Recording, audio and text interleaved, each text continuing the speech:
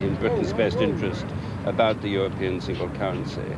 The Labour Party are now obviously in a position where they are fudging the issues and will enter irrespective of the dangers to this country. This morning's headlines, provoked by Robin Cook's interview, were a Conservative dream, greeted with groans at Labour's headquarters, not because they were wrong, but because of the commonly held assumption that the British public loves the pound and will punish a party that might opt for funny money instead. The British public are Euro-schizophrenic about Europe. They're in favor of a European environmental program, Europe-wide, and with teeth in it. They're in favor of a common defense policy. They're in favor of a common foreign policy across Europe. But if, they say, there was a referendum, they'd vote 3-1 against a single European currency. But I don't believe that for a minute, because if there were a referendum, it would be like a general election, and the arguments would be pro and con. Labour would much rather the public didn't focus too much on the issue at all. The Shadow Foreign Secretary is more suspicious about the merits of a single currency than many of his colleagues, and the current policy is a delicate balance of interests. Labour has moved a long way from its 1983 commitment to leave what was then called the common market. In the last election, Labour's manifesto promised to play an active part in negotiations leading to a single currency. But by last summer, the road to the manifesto described it as a major step of integration which, in principle, could bring benefits. Robin Cook has always stressed the importance of real economic convergence, but last October on the Record, he seemed to accept that Britain might have to join. And if the single currency goes ahead, and if the single currency succeeds, then it is very hard to see how Britain could prosper outside of it. How long does it take to jump? Mr. Cook's allies used to joke that meant by the middle of the next century, but yesterday in LWT's Dimbleby programme, he put a much closer date on it. I think it would take a very sober and serious calculation to stay out beyond 2002. Labour's often accused of designing policy with one eye on the voters' prejudices, playing grandmother's footsteps with the Tories, shadowing their every policy shift. So, what's going on here? Labour strategists were in fact horrified by these headlines, which sent out the very message they're trying to avoid. There's no doubt in private many Labour politicians do give the impression that second-wave entry is their preferred option. But strategists feel Robin Cook went off-script by mentioning a specific date. But some Labour Eurosceptics don't accept that this was an over-frank slip of the tongue, but believe that Mr. Cook has been rather clever. I think Robin's quite right to muddy the issue. He put a definite date on it, 2002. Well, that just happens by an amazing coincidence to be at the time of the next election. I think the reality is that it's perfectly clear now that Labour will not go in the first round. We couldn't.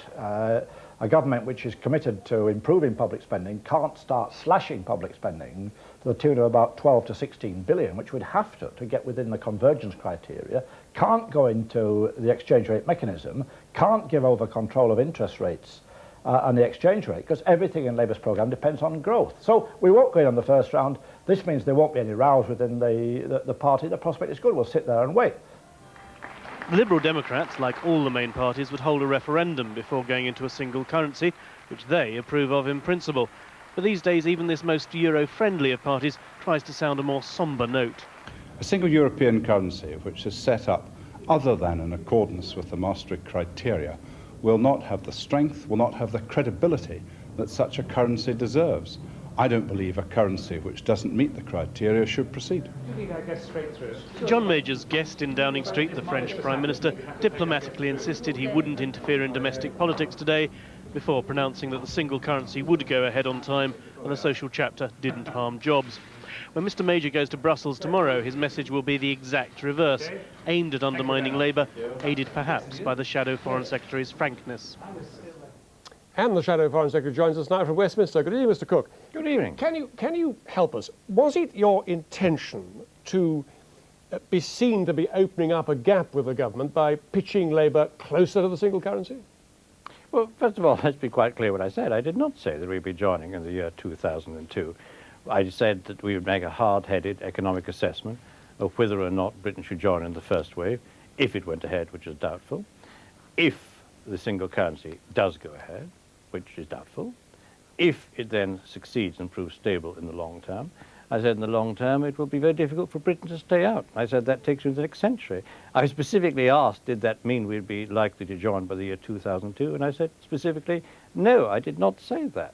Well, that's not what I got in front of me, and I've got the transcript here. I think, well, I actually saw you saying it just now. I think it would take a very sober and serious calculation to stay out beyond 2002. I agree that it would take a sober and serious calculation, and after all, we'll give it a sober and serious calculation in 1999, and we'll do the same again in 2002. But that doesn't mean to say we're joining in 2002. So the message you want to give people is it could be the middle of the next century before you feel we really can't stay out any longer. Is that right? I don't think, as I said in the interview, you've got the transcript in front of you, you can refer to tell it. us now, please.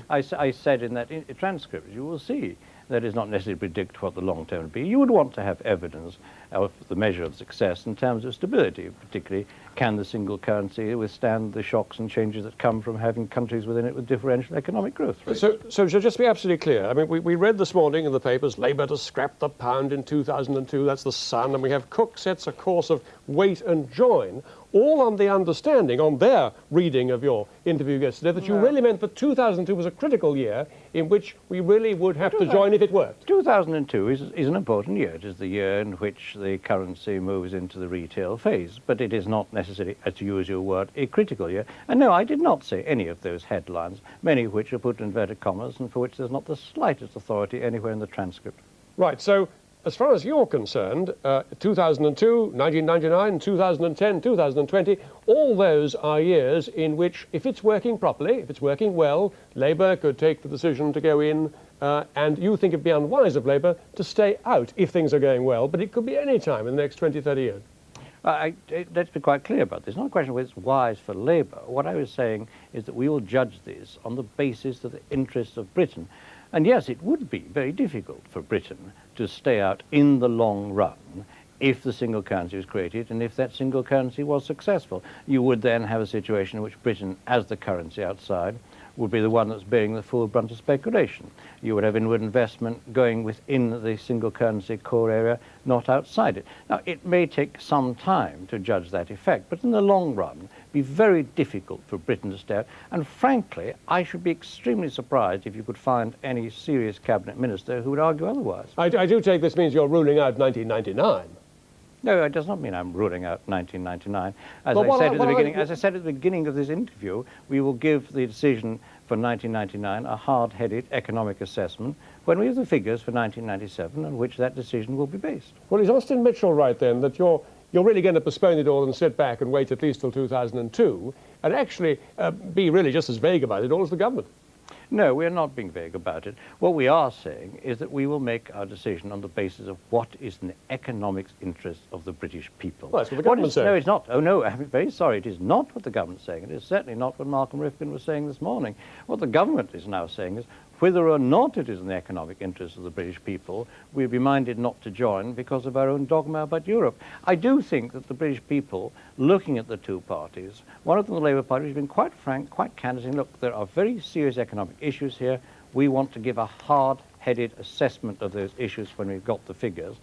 And then look at the hysteria, the heat and the emotion and the empty rhetoric of the Tory benches. You can see which party can be trusted to make this judgment. Well, now, rightly or wrongly, you were taken by some to have suggested that Labour would be joining rather sooner than many expected. I think has today's wrongly. Well, okay, but I mean, has today's new Tory poster, new Labour Euro danger, put the wind up you or something? What's happened?